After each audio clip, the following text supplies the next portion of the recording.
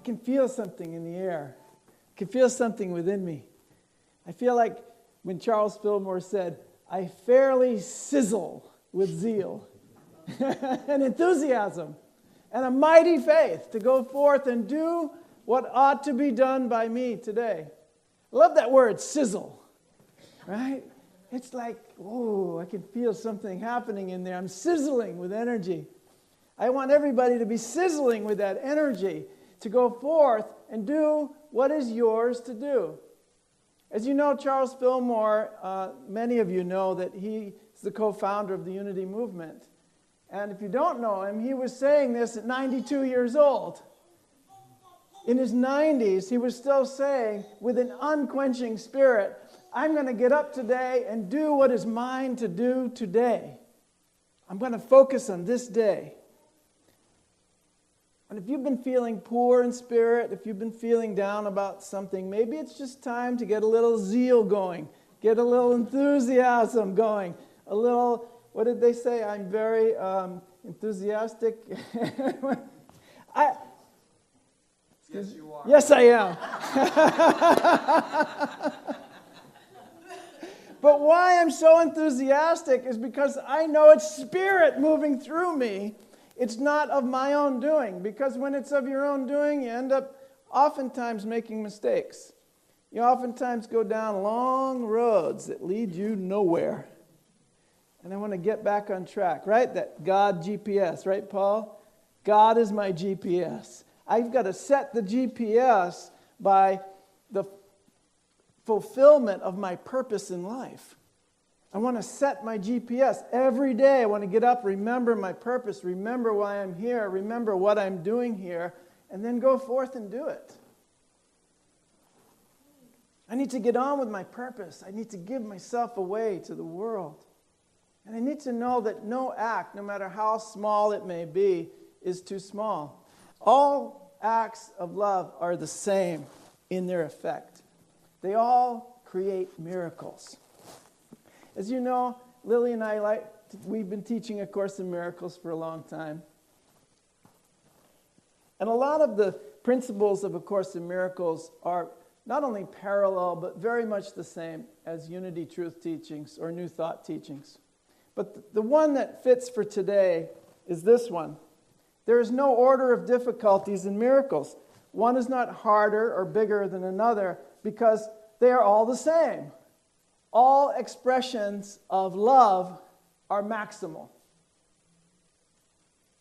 Every small act of love is just as great as any other.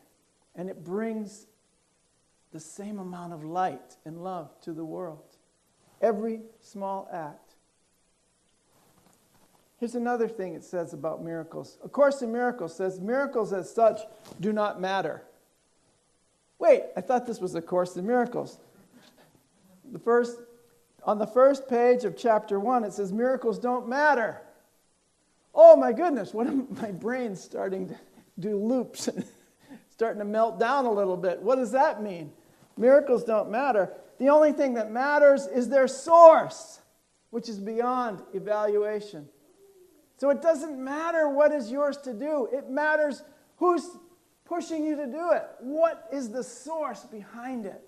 The Spirit of the living God of goodness and joy and mercy and opportunity and abundance and prosperity and purpose. Is that the Spirit that's moving you to do it? Yeah. All right. Woohoo! Can I get an amen? Yeah. Amen. All right.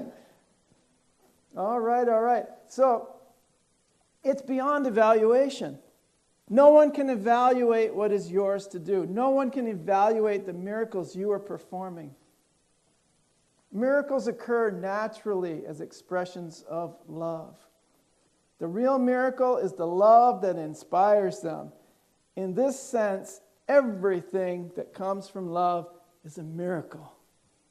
Everything that comes from love is going to create a miracle or a recognition and a manifestation of the will of the living, loving Spirit. Everything that comes from love is a miracle. And You don't have to wonder about what it is that is yours to do. Do you think, take for instance Martin Luther King, when he saw the rampant segregation, when he saw continuing racism, when he saw black churches being bombed in the South, do you think he says, oh, I wonder who's going to do something about that? Do you think he was wondering who was going to do something? He got up and did what was his to do. It was the Spirit moving him in a way that he could not stop it. Mother Teresa, when she saw the children in India starving, when she saw poor people who needed care, did she say, I wonder who's going to care for those people? Gee, I just wonder. Who's going to take care of these kids? No, she went out and took care of the first kid that she saw. Jimmy Carter, another 90-year-old guy. Jack and I were talking about Jimmy Carter. He's still building houses with Habitat for Humanity in his 90s. Right? He ends up in the hospital because it's a really hot day, and I wouldn't want to be building houses in Georgia anyway, at any age, in the middle of the summer. So he ends up in the hospital. He gets out of the hospital, goes right back to work with Habitat for Humanity, building houses. This guy was the President of the United States. He could do anything he wants to do. He is doing exactly what he wants to do because he woke up that morning and says, what is mine to do today? I love it. And there are many, many instances, many inspirational people that I see these days. One of my favorites is this young man, Boyan Slat from Holland. He's an amazing kid. At 19, he had a divine idea. He had an inspiration for a device that would clean up the plastic pollution in the oceans. Amazing kid. And at 21, his device has now been built and is going into operation this year. He's probably 22 now. But at 19, he had this inspiration. I saw a TED Talks where he described how it works, how it floats around and collects the plastic. Because plastic breaks up into little pieces. It gets smaller and smaller, and it's hard to collect when it's in the ocean. He figured it out. They said, oh, it will take 300 years to clean up this amount of plastic. He created a device that can do it in 5 to 10 years, the same amount. And they're putting it to good use. And there are people all over the planet who are waking up saying, what is mine to do? You don't have to think about it when you're in the Spirit, when you're inspired. You cannot stop it. It's going to happen. Many of you are already doing what is yours to do. And that is a changing discovery. I like it because you allow the Spirit to move through you and change you. Don't get comfortable in what you're doing. Ask the Spirit, what is mine to do today? What is mine to do today? I have a story. Well, I wanted to say something about Bon Jovi's restaurant in New Jersey also because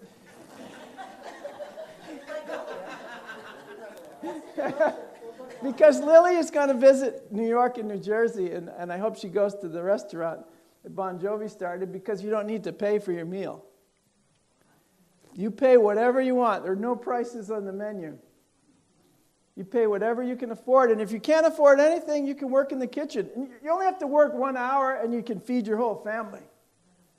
4 people can get fed. I mean, it's cool. It's just new ideas, new different ideas. What is mine to do? Maybe it's something that nobody else is doing. Oh, it's probably something nobody else is doing because it's yours to do. And if you don't do it, probably nobody's going to be doing it. It's yours to do. I like that. I really like that. My story, one of my stories, is being here. This is what is mine to do right now. And each day I wake up, I'm so grateful. I'm so filled with gratitude that I can perform the function I feel I was born to do, that I say, Spirit, what is mine to do today? Bring me where I need to go, who I need to see, what I need to say. Put it in my mind today. And believe me, I've been very busy. Spirit's keeping me very busy.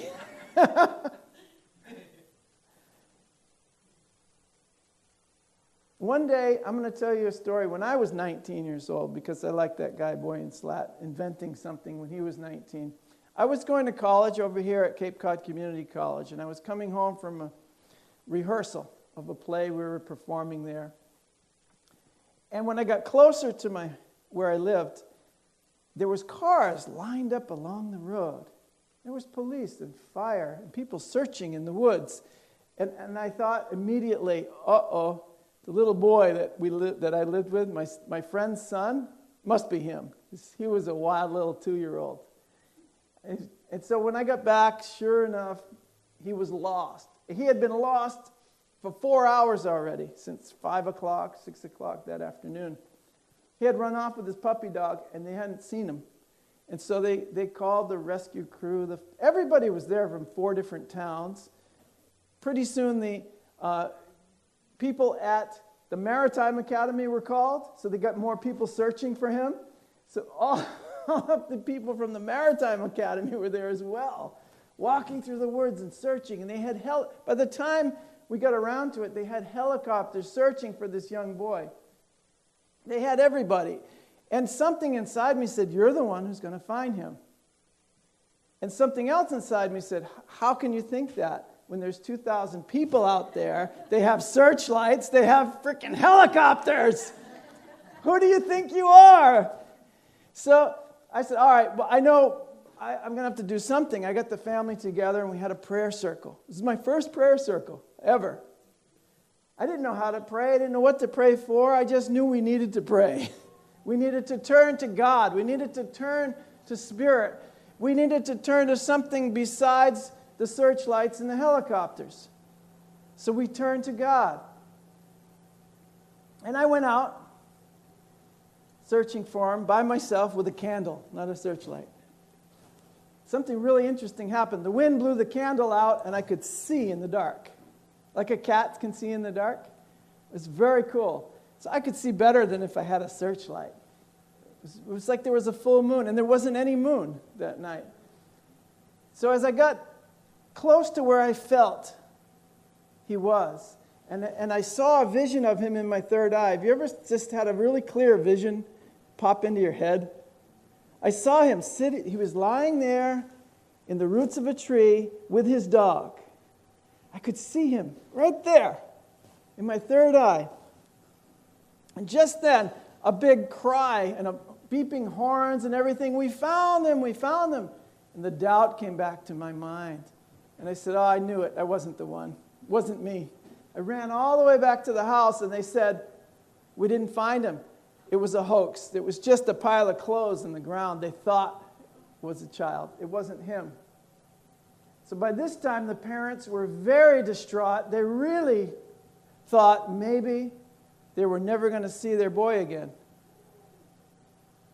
In that moment, the phone, this is a true story, the phone rang, and the woman on the other line, the other end of the line, says to me, I know you were the one who's going to find him. Go out there and get him. And I said, okay. I knew her. She was a friend of the family. I said, okay, I believe you. I put the phone down. We had another circle, another prayer circle. This time I trusted. This was the difference. This time I trusted that it was mine to do, that it wasn't going to happen through anyone else. It was mine to go and find that boy. It was a cold March morning. It was getting later and later. It was 2 or 3 in the morning. He could have gotten hypothermia. He was there exactly in the place that I saw him in my eye. I walked straight. It was a mile from the house. I walked straight to where he was. I walked into the woods. When it was time to take a left into the trees, the voice said, take a left. I walked into the forest, and there he was sitting there. Not sitting there, lying there, curled up with his dog, just as I saw him in my mind. I doubted it was mine to do until the moment it actually happened. When I decided that maybe I had to do this, that brought me another step forward. When somebody called me and said, "It is yours to do it," that brought me another step forward. When I accepted the fact it was mine to do, that's what sent me rushing in to accomplish what was mine to do. I was to save that boy's life that day. It wasn't somebody else's. Yeah. Olivia. Yay.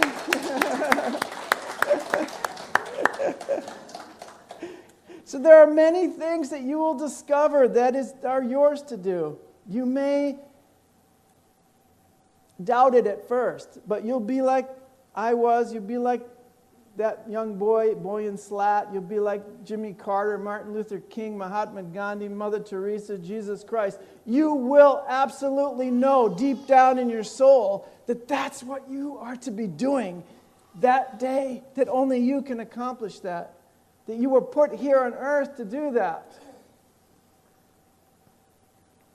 Many of you have done great things already. You've written books. You have healed many people. You are working in whatever jobs you're working in because no act of love is too small. Wherever you acted out of love, you were doing what was yours to do. And don't stop. Don't ever stop. Because you know down deep in your heart that there's something for you to do today.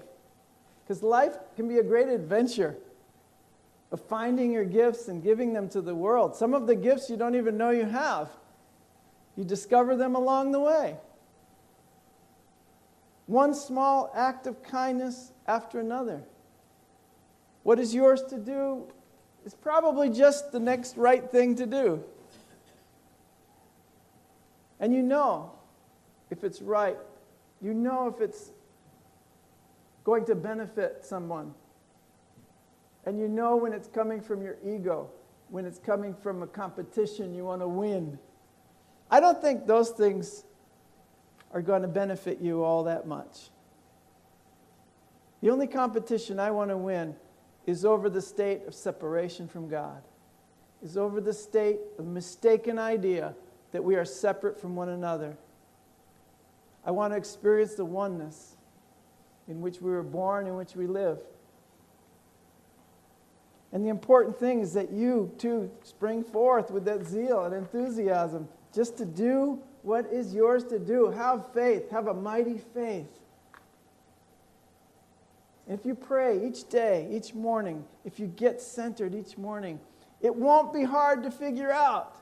It will be given to you. You will see it. Just like I saw that vision of where that boy was, curled up with his dog. Just as I knew how many steps, exactly how many steps to take to look down and find him there.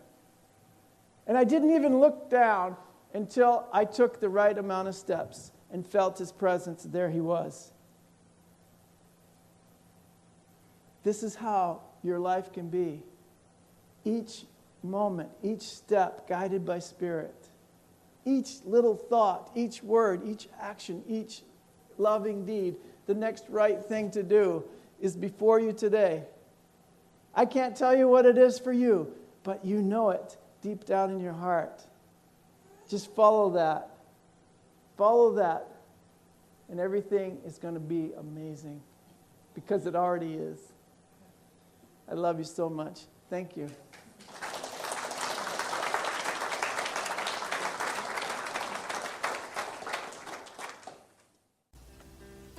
You have been watching the message from our Sunday celebration service here at Unity on Cape Cod, providing a positive path for spiritual living. Please join us every Sunday morning at 10 a.m. at 147 Walton Ave, Hyannis, Mass. And visit us online at www.unityoncapecod.org.